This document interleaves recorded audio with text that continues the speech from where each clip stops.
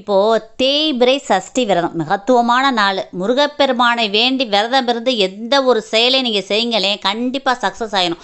விரதம் அப்படின்னா பட்னி கிடந்தான் விரதம் இருக்கணும் கிடையாது, அதெல்லாம் விரதம் இல்லை. தினந்தோறும் மனசுக்குள்ளேயே முருகாங்கிற மந்திரத்தை சொல்லிக்கிட்டே நீங்கள் வேலையை பாருங்கள், அதாங்க விரதம். முருகப்பெருமானை மறக்காமல் அந்த மனசு முழுவதும் முருகப்பெருமானை உள்வாங்கி முருகாங்கிற அந்த நாமத்தை சொல்லிக்கிட்டே நீங்கள் வேலையை பாருங்கள். சாப்பிட்டுக்குங்க, சாப்பிட வேணான்னு சொல்ல நல்லா சாப்பிட்டுக்கோங்க. அந்த முருகாங்கிற மந்திர சொல்ல மட்டும் சொல்லிக்கிட்டே இருங்க, அதான் முழுமையான விரதம். அந்த விரதத்தை நீங்கள் முருகாங்கிற மந்திரத்தை சொல்லிக்கிட்டே நீங்கள் அன்னைக்கு ஃபுல்லாக இருங்களேன், வாழ்க்கையில் மிகப்பெரிய வசந்த காலம். அதாவது காலையில் எந்திரிக்கும் பொழுது நமக்கு எவ்வளோ வலி, உடம்பு வலி, பேக் பெயின், மூட்டு வலி, கைகால் வலி, எவ்வளோ வலியோட வேதனையோட போராட்டத்தோட எல்லாரும் எந்திரிக்கிறோம் தெரியுமா?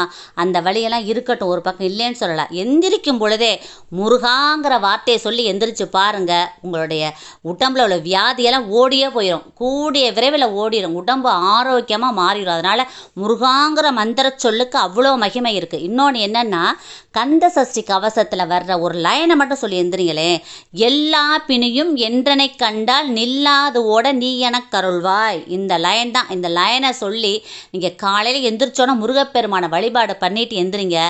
சூப்பராக உங்கள் லைஃபே நல்ல ஸ்மூத்தாக சூப்பராக சக்ஸஸாக மாறிடுங்க.